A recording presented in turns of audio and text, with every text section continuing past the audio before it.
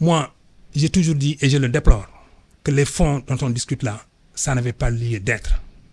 Ça n'avait pas lieu d'être. Parce que Boubacar, nañu roy au moins à la limite ci ñi njëkk a jiitu réew mi l'argent se gérait de façon tout à fait discrète. C'est dans la discrétion que les budgets étaient établis. C'est dans la discrétion que à la limite sax lañ doon organiser peut-être bon voilà les dépenses les plus significatives de l'État. te fekk coow du ci jib ña ca doon def lu méngoowul ak yoon nag am na aussi nu ñu daan def ba kii leen Boubacar il y a quelques années il y avait ici peut-être bon une grosse crise à la Croix-Rouge où on avait décelé un détournement d'1 milliard. Il y avait ici avant ça une femme un gramme d'or. C'était également l'objectif c'était peut-être 1 milliard. dafa am ay sénégalais yi nga xam ni effectivement ñooy maamu indiscipline bi parce que quand même il y avait aussi peut-être bon cette opération des lions gaynde yi doon dem xaw ma Caire 86. J'avais cotisé 25 francs. J'ai même pleuré parce que ma maman n'en avait pas là. Il fallait attendre papa parce qu'il fallait donner et soutenir les lions. J'ai pleuré, je m'en rappelle. Et puis après, j'ai eu mes 25 francs. Je les ai ramenés à l'école. Joxe ko ñu bind sama tur. Et ça, c'est des ambitions collectives. Ce n'est même pas individuel. C'est des ambitions collectives. C'est-à-dire que ñëpp ñooy ne peut-être bon Croix-Rouge booy war nañu leen jàppale ci lii nangam parce que néew ñu doole ji. 1 milliard ñu soustraire ko peut-être bon des caisses de la Croix-Rouge. Il y a plus de 20 ans 25 ans. Donc prendre ñenn ñi dëng yàgg na am fii ci comme cosaan ci dëkk bi. Par conséquent man li ma jàpp mooy que cette discussion-là d'abord elle est puérile. Elle est puérile. Et ensuite c'est une façon de masquer les vraies difficultés en les masquant justement par des sujets yi nga xam ne par exemple à la limite même c'est des potins. nit ñi waxtaan ci fekk peut-être bon c'est pour allumer un autre contre-feu ou bien ouvrir d'autres fronts yi nga xam ne peut-être bon sur le plan de la politique ñu ngi doxal seen i mbir di dem di def ay ziara di waxtaan ak marabout yi à la limite ça à un moment donné tu vois que le discours politique rejoint le discours des marabouts dans une sorte de connivence qui ne dit pas son nom. Faisons très attention parce qu'il y aura un tiers état mais il y aura aussi peut-être bon une population qui voyant que ces gens-là ils convergent dans des perceptions de vie ñooñu ci seen bopp sax ñàkkul ëllëg ñu créer un front contre maintenant le peuple.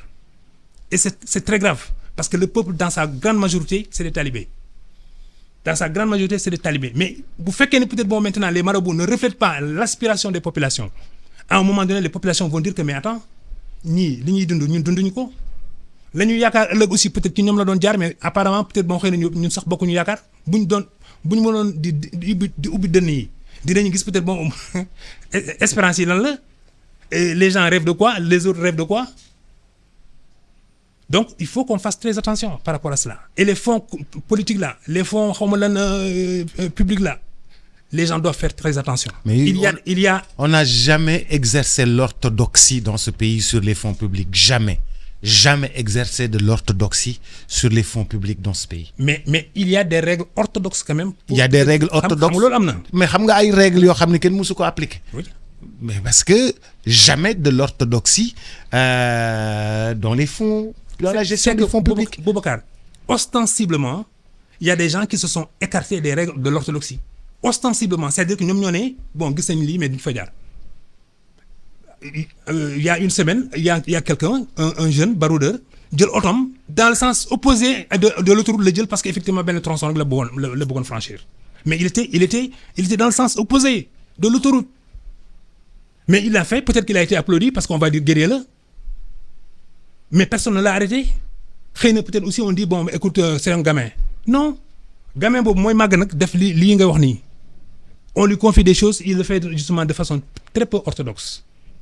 Kon kay les règles sont là et elles ont été établies par des pionniers qui ne sont plus de ce monde-là et qui croient qu'effectivement leur pays non seulement est bien gouverné, mais le pays est bien géré et que les derniers de l'État également sont les derniers de l'État, c'est-à-dire un tiers waru ci laal. Alors qu'aujourd'hui peut-être bon c'est un jeu d'enfant pour tout le monde.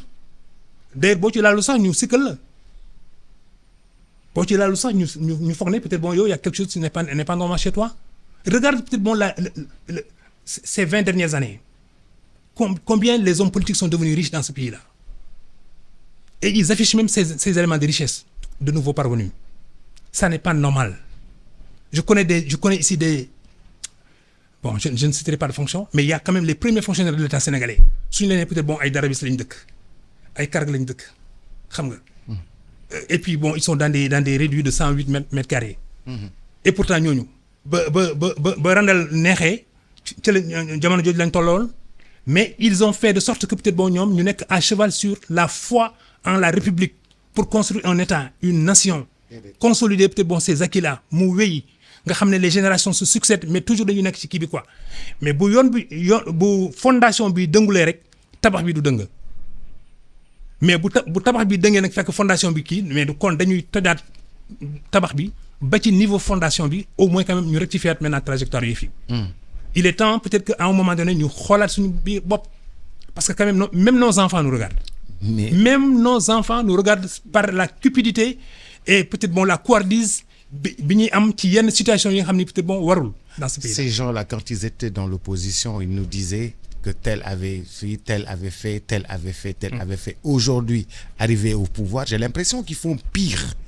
Pire parce que ce débat sur les fonds politiques n'a jamais été comme ça dans les rues pour autant. Mais c'est parce que, comme je te l'ai dit, Boubacar, j'ai dit que affaire bi dañ ko soofantal la c'est-à-dire que boo ci jàkkaarloo ci jal bi comme disent les jeunes jal bi boo ci laalulee peut-être bon yow da nga ñàkk fayda amoo fulla amoo fayda te da nga soxla da nga iñaan ce sont ces concepts-là la ñuy dawal donc loolu bu feesee sa nopp fees sa waa kër fees sa ban jaaxle bi ngay toog ak say xarit wala fees sa koñ sa nawetaan nangam foo romb ñu joxoñ la nee la da nga ci toog peut-être bon lekkoo ci boolewu ci say mbokk mais à un moment donné tu verses justement comme tout le monde dans ça. Je ne peux pas comprendre que l'enrichissement ne vienne pas des gens qui sont des producteurs. Je ne peux pas non plus comprendre que l'enrichissement vient des gens qui sont des fonctionnaires aujourd'hui. Mais c'est ça que j'ai dit. Je dis que l'enrichissement, c'est-à-dire que la richesse devait venir, puisque c'est eux qui produisent. Normalement, c'est celui qui produit, la richesse. Mais ils produisent et c'est les autres qui s'en accaparent. Quand il y a au moins un dysfonctionnement. Mais c'est parce que à un moment donné, un lâchage. Je ne dirais même pas un relâchage, mais un lâchage. moo waral nag ku nekk yokk sa produit léeg-léeg sax y a des ententes cordiales entre des gens yi nga xam ne ñoom am même produit wala même source d'approvisionnement des trucs comme ça bu ñuy déggoo ci benn prix moom la ñu fëgg ci dëkk bi et les gens sont obligés d'acheter.